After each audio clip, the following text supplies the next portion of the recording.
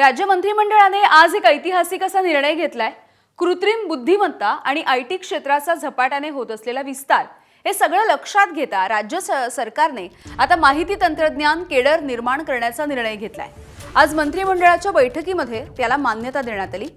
माहिती तंत्रज्ञान संचालनालय हे नव्या स्वरूपामध्ये येणार आहे। यामध्ये कृत्रिम बुद्धिमत्तेचा देखील समावेश असेल।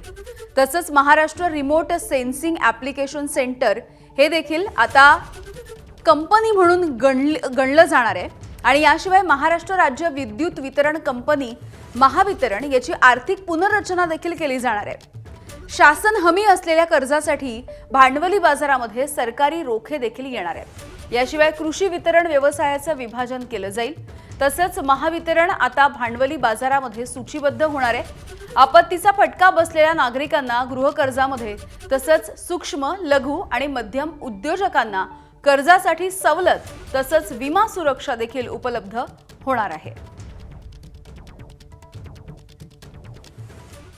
तर कॅबिनेटचे हे महत्त्वाचे निर्णय नेमके काय आहेत बघूया।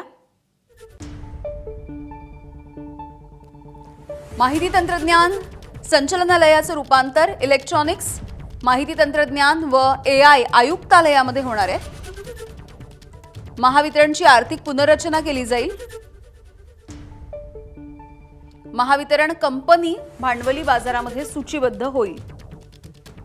कृषी वितरण व्यवसायाचं देखील विभाजन होईल।